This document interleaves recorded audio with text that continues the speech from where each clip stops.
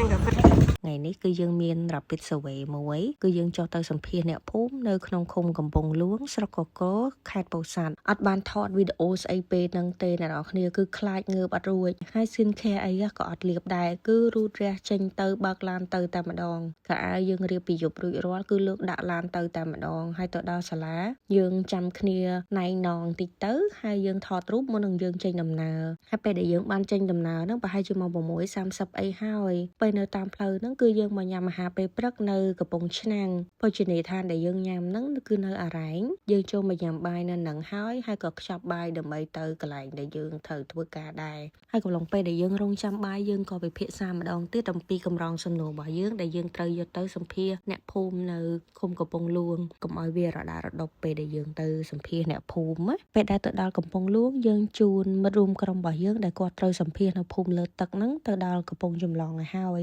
អ្នកដែលមកយកយើងគឺលោកពូមេភូមិតែម្ដងគាត់អ្នកកាន់ទូកគាត់អ្នកជូនយើងទៅផ្ទះអ្នកភូមិហើយក៏មកយកយើងត្រឡប់មកវិញហើយអ្នកនៅលើគោកក៏អញ្ចឹងដែរយើងមកជួបអ៊ំមេភូមិដើម្បីមើលបញ្ជីគ្រួសារអ្នកភូមិរបស់គាត់ណាហើយគាត់មានអ្នកស្ម័គ្រចិត្តមកជួយយើងទៀតអញ្ចឹងក្នុងមួយក្រុមគឺមានអ្នកស្ម័គ្រចិត្តម្នាក់ជូនយើងទៅយើងអត់ទៅដោយខ្លួនឯងទេដោយសារអ្នកស្ម័គ្រចិត្តក៏ស្គាល់ផ្ទះហើយគាត់ជួយណែនាំ introduction មួយឲ្យយើងហើយទើបយើងចូលទៅសម្ភាសដើម្បីឲ្យអ្នកភូមិគាត់ដឹងពីគោលបំណងរបស់យើងនៅពេលដែលសម្ភាសចប់រួចរាល់ពេលល្ងាចពួកយើងក៏មកញ៉ាំអាហារជុំគ្នាហើយនៅពេលដែលញ៉ាំអាហារពេលល្ងាចហ្នឹងពួកយើងមកញ៉ាំស៊ុបហើយក៏មកសាករសជាតិឆាសាច់គោកវ៉ាញដែរឆាសាច់គោកវ៉ាញនេះមានអារម្មណ៍ថាដូចញ៉ាំប្រេងខ្យល់អញ្ចឹងដូចញ៉ាំម៉ងតុលសម្រាប់អ្នកខ្លះក៏ចូលចិត្តរសជាតិឆាសាច់គោកវ៉ាញនេះប៉ុន្តែសម្រាប់ខ្ញុំវិញគឺខ្ញុំអត់សូវចេះញ៉ាំប្រហែលទេហើយម្ហូបដែលឆ្ងាញ់ជាងគេនៅទីនេះណាអ្នកនរគ្នាសម្រាប់ខ្ញុំគឺផ្អកត្រីប្រៃរសជាតិផ្អកត្រីប្រៃរបស់ហាងនេះគឺឆ្ងាញ់ខ្លាំង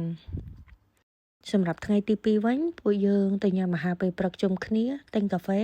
ហើយបន្តការងារសម្ភាសរបស់យើងទៀតប៉ុន្តែនៅថ្ងៃទី2នេះគឺពួកយើងទៅជួយក្រុមលើទឹកទាំងអស់គ្នាតែម្ដងដោយសារតែនៅលើទឹកគឺយើងនៅសល់គ្រួសាររៀងច្រើនដែរអត់ទាន់បានសម្ភាសអញ្ចឹងក៏សម្រុកទៅធ្វើនៅលើទឹកឲ្យហើយបន្ទាប់មកយើងសម្រុកមកធ្វើនៅលើគោកវិញដោយសារនៅលើទឹកគឺអត់មានក្រុមគ្រួសារដូចនៅលើគោកទេគឺគាត់ពឹងទៅលើ ID របស់ទូកហើយពូមេភូមិគឺគាត់ចាំគ្រប់ផ្ទះនៅលើទឹកទាំងអស់ទោះបីជារស័ព្ទទៅណាក៏គាត់នៅតែជិះរកឃើញដែរពួកយើងជិះនៅលើកាណូតនឹងទាំងអស់គ្នាទៅហើយពូមេភូមិគាត់នឹងជូនទៅដាក់តាមផ្ទះនីមួយៗនៅពេលដែលយើងសម្ភាសចប់ពូមេភូមិក៏មកយកយើងត្រឡប់ទៅវិញហើយថ្ងៃនេះគ្រួសារដែលខ្ញុំបានសម្ភាសហ្នឹងគឺមេគ្រួសាររបស់គាត់អត់នៅទេសម្ភាសបានតែប្រពន្ធរបស់គាត់ណាកូនរបស់គាត់មុននឹងចូលរៀនតើតែចេះហែលទឹកទៅគេទទួលឲ្យចូលរៀនដោយសារតែគេខ្លាចកូនយើងធ្លាក់ទឹកអីចឹងណាហើយផ្ទះរបស់ពួកគាត់ត្រូវដូរភួយជារៀងរាល់ឆ្នាំនៅដល់គ្នាហើយអ្នកនៅលើទឹកនេះគឺចំណាយច្រើនខ្លាំងនិយាយទៅគឺចំណាយគ្រប់យ៉ាងលើកលែងតែត្រីទេ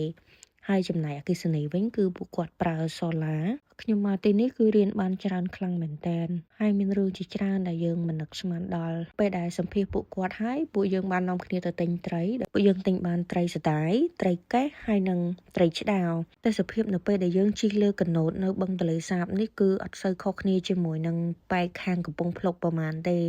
ស្តៀងគ្នាដែរគ្រាន់តែ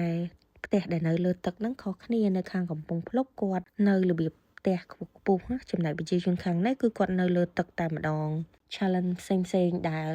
អ្នកទៅ survey ហ្នឹងគឺគាត់បានជួបប្រទះហើយការងារ survey នេះវាមិនមែនគ្រាន់តែជាការងារណាដល់គ្នាប៉ុន្តែវាជាបទពិសោធន៍ជីវិតមួយហើយក៏ជាអនុស្សាវរីយ៍នៅក្នុងថ្នាក់ Master Degree របស់ពួកខ្ញុំដែរអរគុណអ្នកនរគ្នាដែលបានរួមដំណើរជាមួយខ្ញុំ